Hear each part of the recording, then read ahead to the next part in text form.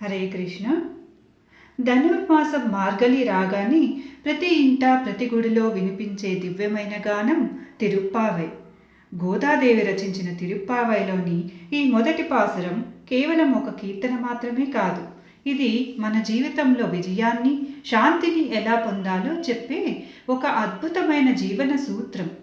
సరైన సమయం, సరైన సంకల్పం, సరైన సాధన కలిసినప్పుడు దైవకృప ఎలా వాటంతట అవే మనల్ని వెతుక్కుంటూ వస్తుందో ఈ పాసురం వివరిస్తుంది. ముందుగా మొదటి శ్లోకం యొక్క అర్థం తెలుసుకుందాం. ఎంతో ప్రియమైన మాసం ఈ మార్గశిరం.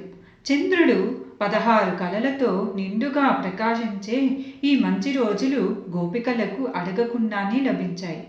ఇది యాదృచ్ఛికం కాదు, దైవ సంకల్పం. మన జీవితంలో కూడా అంతే. కష్టాలు వచ్చినప్పుడు నాకే ఎందుకు ఇప్పుడు ఇలా జరుగుతుంది అని కుంగిపోతాం. కానీ గుర్తుంచుకోండి, సమస్య కాదు, సమయం ముఖ్యం.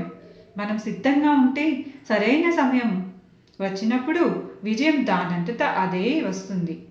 ఓర్పు అనేది బలహీనత కాదు, అది ఒక శక్తి. గోపికలు నీరాడ పోదువీర్ అంటే స్నానానికి రండి అని పిలుస్తున్నారు. తెల్లవారుజామున చన్నీటి స్నానం చేయడం శరీరాన్ని శుభ్రం చేస్తుంది. కానీ గోదాదేవి ఉద్దేశం అంతకంటే లోతైనది.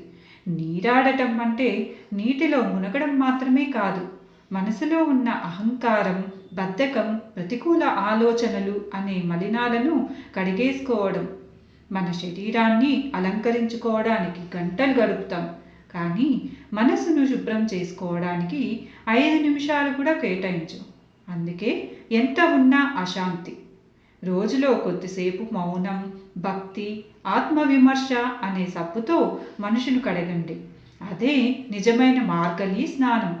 అలాగే గోపికలు ఒంటరిగా వెళ్ళడం లేదు. నీరాడ పోదుమినో నేరిలై ఈర్ అంటూ ఒకరినొకరు నిద్రలేపి అలంకరించుకుని మరీ వెళ్తున్నారు. ఆధ్యాత్మికతలో కానీ జీవితంలో కానీ నేను అనే భావన కంటే మనం అనే భావన గొప్ప శక్తిని ఇస్తుంది. ఈ రోజుల్లో పెరుగుతున్న ఒంటరితనం, డిప్రెషన్కి మందు సత్సంగం. అంటే మంచి మాటలు మాట్లాడేవారు, మనలోని మంచితనాన్ని ప్రోత్సహించే వారితో స్నేహం చేయడం. 10 మందితో కలిసి చేసినప్పుడు పని భారం తగ్గుతుంది, ఫలితం రెట్టింపు అవుతుంది. గోపికల బలం వారి ఐకమత్యమే. ఇక మన గమ్యం ఆ కృష్ణ పరమాత్మ అయిన నందగోప కుమారుడు, యశోద ముద్దుల బిడ్డ అయిన, ఒకవైపు సింహం లాంటి పరాక్రమం ఉన్నవాడు, మరోవైపు సూర్యచంద్రుల